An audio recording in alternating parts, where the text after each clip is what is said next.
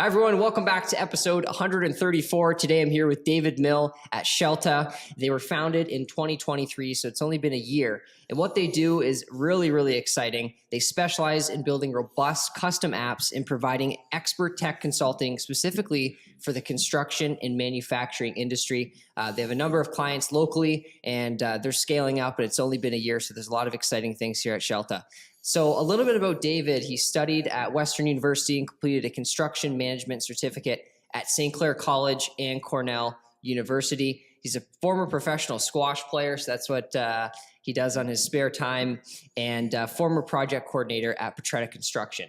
So we're going to talk about construction management today, all about the young startup that David's creating here, and I'm excited to get into it. Lyndon, thank you for having me. Thank you, David. And as you know, and I think you're looking at a few episodes before this, so you're ready for the first question and the toughest one. Where in Windsor is your favorite place for coffee? You know, to be very honest with you, Lyndon, we have coffee here at the office every morning. Our team and I did a lot of research on which machine to purchase because we figured if all of us were going to Starbucks every morning or going to a cafe every morning, we could likely pay off the machine in a couple months. Mm-hmm. So it's kind of interesting because two of our employees actually have family members who roast their own beans. So we're constantly trying out new espresso beans. So I'd say my favorite place to have coffee is right here at the office with the team. And you have unlimited beans. Yes. Never ending. Yeah, we appreciate our espressos here. That's amazing. Now, besides brewing great coffee here, can you talk to us about the story behind Scelta? How did this happen? Yeah, so Scelta, as you said, started a year ago. It actually was born through the pain points that I was experiencing both with my family, specifically my grandmother, downsizing from a 2-story home to a ranch. As well as being a project coordinator for large condo developments. So just to give you some perspective, I would consistently be sitting in a showroom with a number of samples and swatches laid out on a table. So your hardwoods, your cabinets, your handles, your paint swatches, and we'd have to piece together all the finishes to make that finished product for the future home. Mm-hmm. And you know, we'd spend hours in the showroom because it's difficult to make a decision for, you know, a couple 1,000 square foot home based on small samples and swatches. And I remember, you know, going to work, doing that with a number of customers, and then coming home and picking up my grandmother and going to showrooms across the city to try to help her pick out her tiles and hardwoods and paints. And, you know, there were some times where she would be close to tears because there would be 30 handles in front of her trying to pick out for her cabinets. Just too much. Yeah. And, you know, she always spoke to me in Italian and she kept whispering to me, like, I have no Scelta. They're pushing me because Scelta means choice. Ah. So people were kind of over her shoulder and she felt pressured. You know, and this is a very personal, intimate purchase, right? Your home is one of the largest purchases you're ever going to make. Mm-hmm.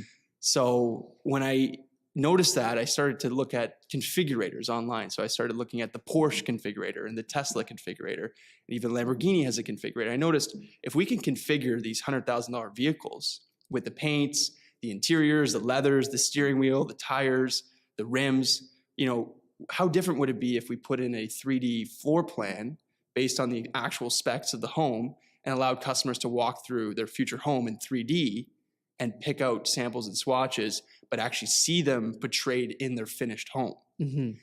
So I set out on nights and weekends and reached out to a few buddies of mine from Western who were software engineers and said, hey, I have this idea.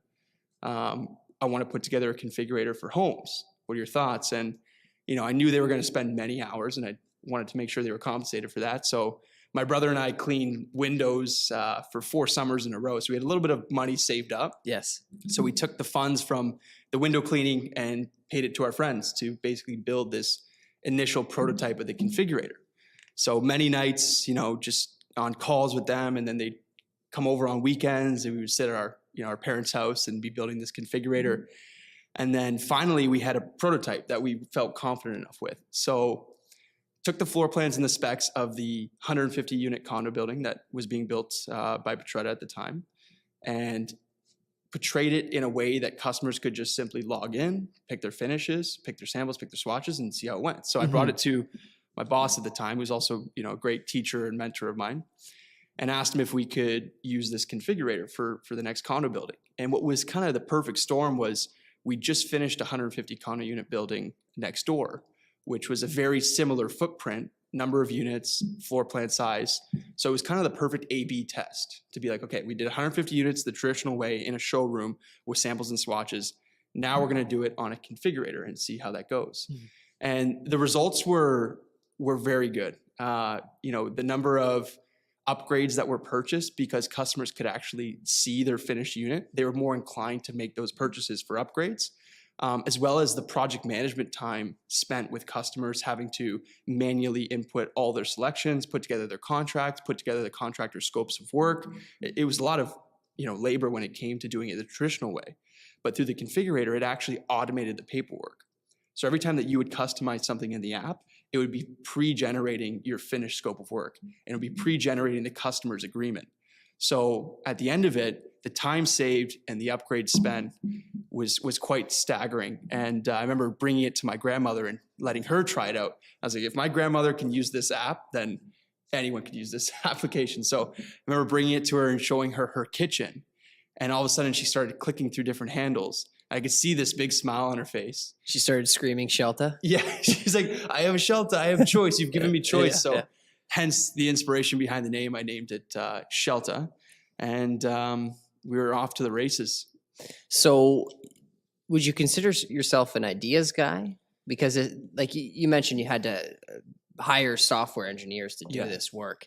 So this was an idea you had, and you're like, okay, now I have to go find the right people. Yeah. So I've been really lucky to have great people around me. Mm-hmm. I feel like my strong suit is, explaining the idea to people and then packaging it in a sales-like manner, right? Mm-hmm. So I was able to go back to my software engineer friends and communicate the idea.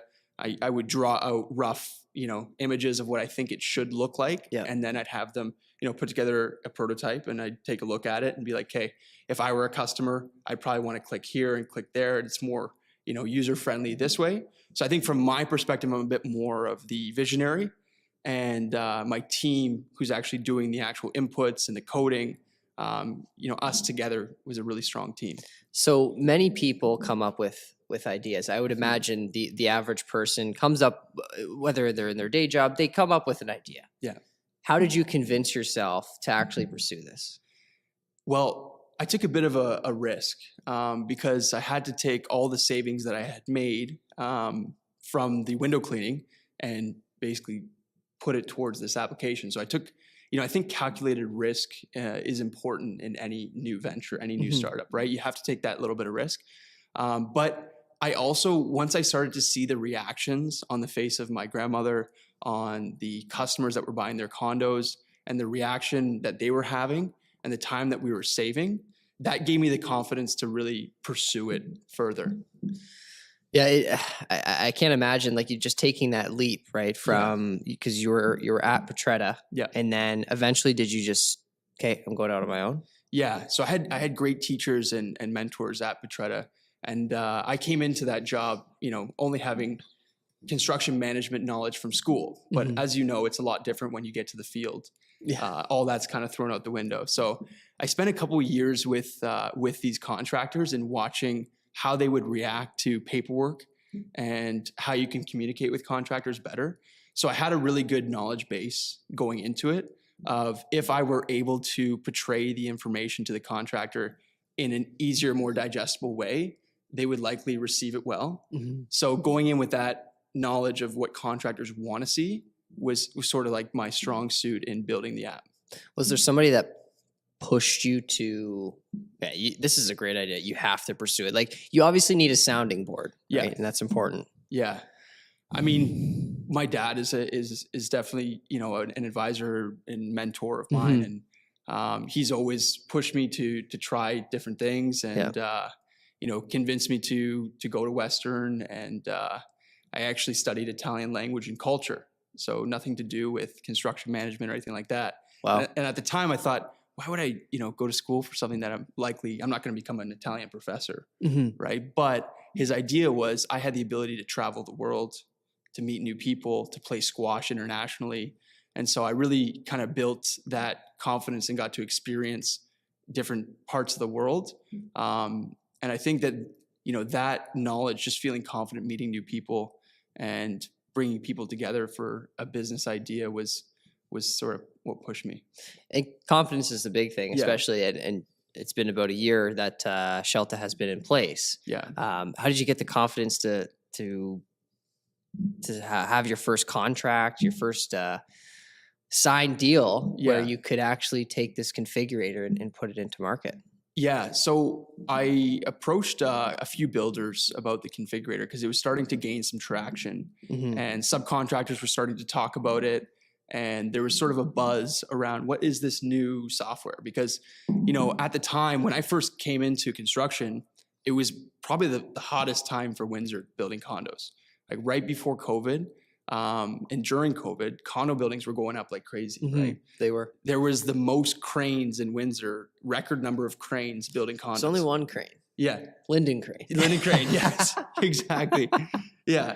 And so I noticed, and that was my knowledge base. So I thought this is just the way the world works. This is the way the Windsor works. We're always going to have condos. We're always going to be building, because we used to be able to, when you build a new condo, you have to get reservations on units. You have to have people put down payments, as you know, being from the mortgage industry. So I thought, great, condo buildings are hot right now. They're going to continue to be hot. But the thing is, when I pursued this configurator, all of a sudden interest rates started to take a hike. Yeah. And the contracts that I had lined up for configurators were no longer there. They were being put on hold.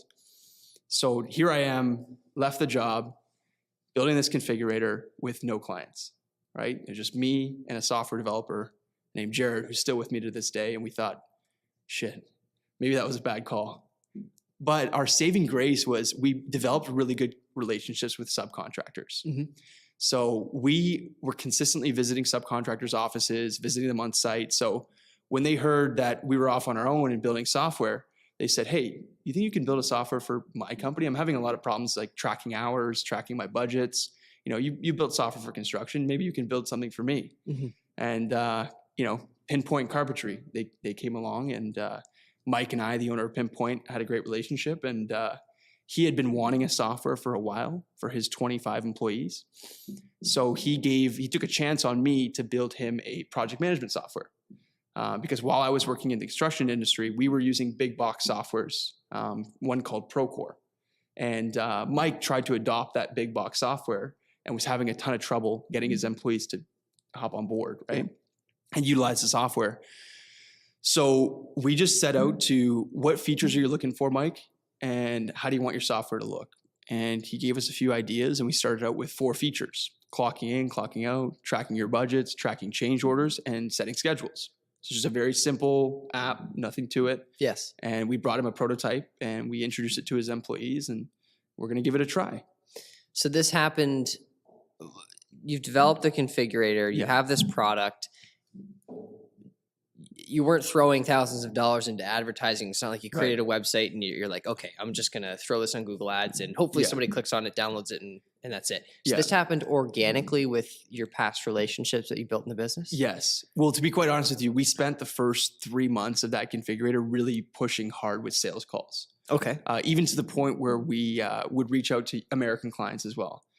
Because we're like, all right, if Canada's having this slowdown for condos, the US has to have some condos that are being built. Mm-hmm. And the reason why I consistently say condos is because our pricing model was more catered towards having multiple units for one development. To do it for one-off homes didn't quite make sense. Makes sense. But to have a replicated version of condos across the board helped. So we spent the first 3 months reaching out to condo owners and builders and developers. And we were very close to closing some large deals with some large builders in the US. And then, to be quite honest with you, our pricing model was not perfect. We didn't quite know how to price for it, whether we were going to do it by the number of units, whether we were going to do it by the number of floor plans, by the profit margins that they were going to make on their upgrades. So we weren't ready we weren't ready for that. And so 3 months in, like timeline wise, if we've been in this for a year, 3 months in, we're like, okay, we have to abandon the config, not abandon it, but put it on hold for a minute. Mm-hmm. And we're just going to pursue contractors. And when Pinpoint took a chance on us, getting our first customer was really difficult. It spent about a month and a half of back and forth visits, prototyping, trying things out. And at this time, we're making no revenue, right? So we're just building, we're just hoping, we're just, and shout out to Jared for really sticking with me during those tough times. But once we got our first contractor on board, we had a second one come on that same month once they started to see the results of this one contractor. And then once those first 2 contractors came on board, then the next 4, 5, 6 came on a lot faster. What was the strategy behind the sales calls? Obviously, you're calling and you're like, hey, David Mill from Scelta. Yeah. I have this exciting product, but nobody's used it before. Yes. Do you want to buy it? Yes. That was Like difficult. how did you get past that? It wasn't brought to there was no market history with this product, right? So Yeah. how do you, for new entrepreneurs that are looking to build a business, they have something ready to launch and they have no customer base. How do you get past that? So point? One thing that really worked for us, from my own experience, is having a prototype. Is having something to show, even if it's not perfect and you're consistently waiting and waiting to launch. I would just launch. I would put a product out in the market and get feedback, because your best feedback and your best features are going to come from the feedback that you get from customers. So we had a prototype, and we're on version number 5 now of the configurator, and version number 6 of our project management software. But if you look back and I show you a year ago our first product, it was good. It served the purpose, but we learned a lot by having that first product. And every sales call, we would show them the demo, and they would say, it'd be really nice if you guys had this feature or this worked a little bit more user friendly. So I think any advice to other entrepreneurs is to put a product out there and try to get as much feedback as possible, and don't let it knock you down when people don't like your product, right? Because you're so close to it. So you think, oh, people are going to love this, right? Like I've worked so hard on it, but be open to that constructive criticism. Yeah, it's like when I used to watch a lot of Dragon's Den and Shark Tank, and people would come in and they would love their product so much that they didn't see the flaws. Yes. Right. So, but like you said, launch it, go for it. Yeah. You're going to receive some feedback and actually act on that feedback. Yeah. It's probably huge. Yeah. Now fast forwarding to, past you're a year in the business now. Yeah. What are you proud of most so far? You're now leasing a building. Yeah. You have a big team under you. Yeah. The ball is rolling. What are you proud of? Probably most proud of the team that we have here. Like I said, when it was early days, it was just 2 guys, just myself and Jared, our software engineer. And now having, 9 team members and everyone who loves coming to the office. Crazy. Yeah. It just the buzz in this office, and coming in every day and seeing great team members and everyone working towards a common goal. I think that's what I'm most proud of, because this whole company started just with an idea that I really believed in, but to have 9 other people really believe in it as well, and they want it just as bad as I do is very satisfying. How did you persuade or show your employees what the vision was and get them to fully believe in it? Because that can be difficult sometimes with employees. Yeah. Is they're working for their paycheck, but do they believe in their work? Right? Yes. So how did you get them to believe in their work? Every single one of our employees I met along the way. It wasn't like one of these large interview processes where I sent out a job posting and got a bunch of applicants. Every single person in this company was found through an experience. So our director of marketing, Avery, he was doing video marketing for one of our contractors. And I went to site one day to onboard a new app, and then he just happened to be there filming. And I noticed the way that he interacted with contractors and the questions that he asked. And I was like, this guy's got something really special about him. And then I asked him, what are you doing for, are you working for yourself? Are you working for this contractor? And at the time he was working for himself. And I told him, like, I got this startup, I can't promise that, we're going to go anywhere with it, but I'm pretty confident that we have a great thing going here. And I really think that your service of, filming contractors is going to be, an ideal fit for Scelta. And so Avery, one of our employees, he took a chance on Scelta and started filming content for all of our contractors and broadened his network. And, really, I think the team members see how much I believe in it and how much, we don't really have set hours here. We kind of like, we just work together. You'll find us here sometimes till midnight, till 1 a.m, either playing pool, playing darts, or doing work. Right. I think the community and the atmosphere we built around here, it's very, family-like kind of community. And I think I'm fairly confident all of our employees like being here and want to be here. And it's not just one of those, clock in, clock out type jobs. It's really like you're in the trenches together. And when you're going through difficult times with people, you really get to know them well. And, that goes a long way. Are you sure they're not just coming for the coffee? Could be. The amenities here are solid. I mean, even just the adding of the pool table was a big thing for us. Cause, like I said, sometimes you'll just see us here at night, just hanging out, playing pool, playing darts, having coffee. I think atmosphere's huge. Yeah. Especially for young people. Like you have a young team, right? Yes. And I'm seeing more and more that young people are valuing coming into a workspace that is exciting. There's a lot of energy. There's color. There's a lot of things going on where it's not just, okay, sit at this cubicle for 8 hours and, pull out your laptop. Yeah. And they all look at this company like an investment of their time, right? Because they may be working 10, 12-hour days and, not being compensated as if it were a large company with a salary and a truck and health benefits. Like this is a startup, right? And all of our employees are really investing a lot of their time into this company, and I really appreciate it.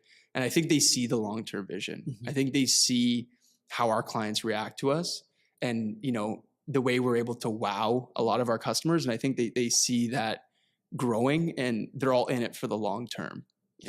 And let's go into that. What is the long-term vision for you? I mean, right now we're serving general contractors, subcontractors, solopreneurs, real estate developers, realtors, manufacturing companies. So, we're really revolutionizing the construction and manufacturing industry to start adopting technology.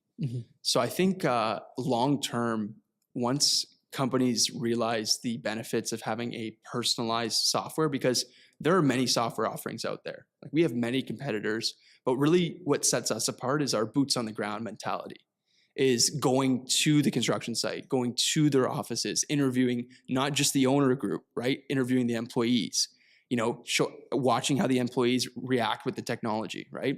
And really making it feel like that personalized experience. So everyone has a say in how the technology is being used and built. I think, the long-term vision is to continue building this team and to, expand from just construction and manufacturing, because I think that, many industries can benefit from tech adoption. Right? What are some that you like? Are there other industries you're looking at right now that you're like, okay, this could work for you? We are, but I try to stay focused. A great analogy that we use oftentimes with my company is that it's like a kite, right? And I'm kind of the kite and I'm always floating away, but the team is kind of keeping me grounded because I always have these grand ideas. Like maybe we tried jumping into greenhouse, right? Maybe we're going to jump into, even just expanding our services to realtors was a big, step for us, because we noticed that with the configurator, the realtors really enjoying using the configurator as a sales tool. So right now we really want to focus just on construction and manufacturing. And try to stay grounded. I really like that, right? You could have so many big ideas, but you have to be realistic as well. Yeah. Right. What's feasible? Yeah. Now, moving on to other young entrepreneurs just like you that want to enter this business. Let's say a young David walked through the door and he's looking to start a company. What would you say to him that maybe perhaps you've learned so far? Yeah, just don't give up. I think, there's many times where and in the previous position I was in, it was great, right? There's a lot of opportunity for growth. You're guaranteed a paycheck at the end of each week. You have benefits. And that really is enticing for a lot of people. And that is the right route for many people. But if you're going to go down this route, you have to be willing to sacrifice a little bit of short term for long term. Be comfortable with the uncomfortable, and really just stay steadfast and focused on the vision. And, there's many times where I'm like, some months will be really good and we'll have a number of clients sign up, and then some months we'll have no clients sign up, right? And it's sort of a labor of love. You really have to be all in. You have to be all in. Yeah. And believe what you're doing. Yeah. Now, for those watching this podcast, what would you like this audience to do after the podcast? Like, how can they either get in touch with you? How can they learn more? What would you like to share? I really like to meet more contractors and meet more business owners and meet real estate developers. Just have an initial meeting and get to know them and their businesses better. Because I feel like we have a lot of value to offer, and they may have a number of other options that they can go with. But I think the personalized experience that we're offering, where we come to you with our software development team, with our videographer, and we make it a really personalized experience, I think a lot of people would appreciate that. So if anything comes out of this, I'd just like to meet more contractors, more real estate developers, more business owners.